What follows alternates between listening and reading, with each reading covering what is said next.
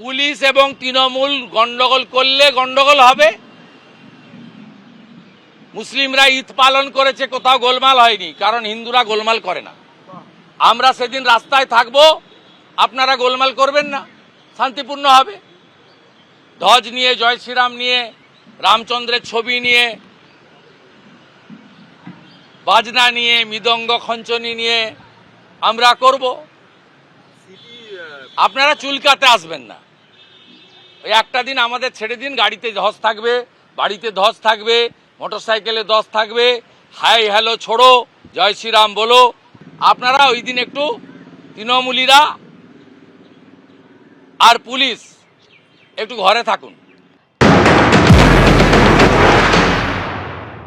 দুর্গাপুজোর সঙ্গে তুলনা করাটা কোনো কাজের কথা হতে পারে না। মানে এই ধরনের পর্যবেক্ষণগুলি সত্যি ভেতরে হয় না, তারপরে এগুলো বাইরে লোক মারফত মুখে মুখে ঘুরতে ঘুরতে মূল জায়গা থেকে সরে যায় বলতে পারবো না। কোনো জায়গায় রামনবমী নিয়ে যে প্ররোচনাগুলো বিজেপি দিয়ে এসছিল, তো সেগুলো তো এখানে রয়েছে।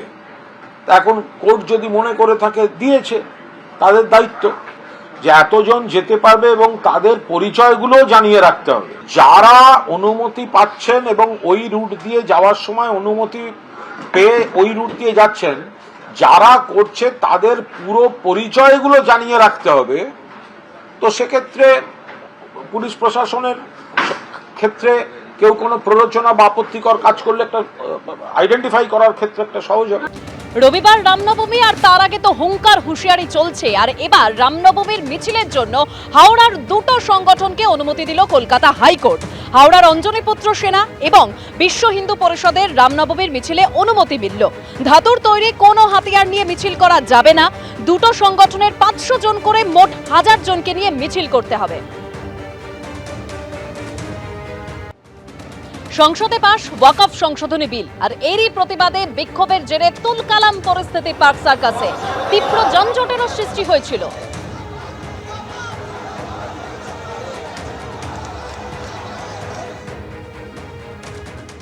সবথেকে ভারতবর্ষের কালো দিন হচ্ছে এই ওয়াকফ বিল যেদিন পাশ হলো। ওয়াকফ সম্পত্তি যদি আপনি নন মুসলিম না হন, যদি নন মুসলিম হন, তাহলে আপনি ওয়াকফ বোর্ডে নিজের সম্পত্তি দান করতে পারবেন না।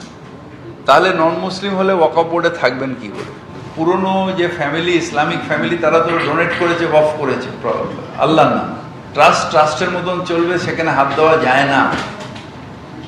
যদি মোদী সরকারের বাবার ক্ষমতা থেকে ট্রাস্টকে হাত দিয়ে দেখার, সব থেকে বেশি ট্রাস্টে ওয়েলদি ট্রাস্ট হচ্ছে আমাদের তিরুপতি, হাত দিয়ে দেখা, হাত দিতে পারবে না। কিন্তু এটাকে ধর্মীয় মেরুকরণ করার জন্য, যে আমরা মুসলিম বিরোধী সেটা দেখিয়ে হিন্দুত্বর জিগির তোলার জন্য এটা করা হচ্ছে। অন্যায় চিরকাল থাকবে না। আবার একদিন আসবে যেদিন নন বিজেপি গভর্নমেন্ট আসবে, যেদিন ধর্মনিরপেক্ষ সরকার হবে এবং এই বিলটা সেদিন আবার উইথড্র হবে। অ্যাকচুয়ালি পার্টিকুলার যে বিল পাস হয়েছে ওয়াকফ বিল, সেটার আমরা যদি রিজন খুঁজে বার করি তাহলে দেখব যে সাধারণ যারা মুসলিম আছেন তাদের পুরো সম্পূর্ণভাবে ফ্যাসিলিটেট করা হচ্ছে। একটা পার্টিকুলার গোষ্ঠী ওটা থেকে ক্রিম খেয়ে যেত।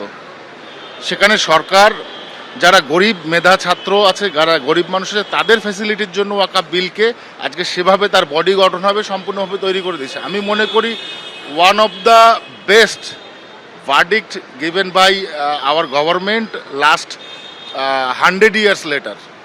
এরকম ধরনের বিল আমার মনে হয় না এতগুলো ক্লজ কখনো আগেভাবে পাস হয়েছে, এবং তাতে সম্পূর্ণভাবে মুসলিম, সাধারণ মুসলিম, গরিব মুসলিমদের এটাতে সম্পূর্ণভাবে হবে। আর এরা যেটা করছে, এটা রাজনৈতিক একটা ভরপাই তৈরি করার জন্য। আগামীতে ভোট আছে, 2026-এ ভোটের জন্য যে ভরপাইটা করতে হয় সেটা করছে দাঁড়িয়ে, আর কিছু করছে না।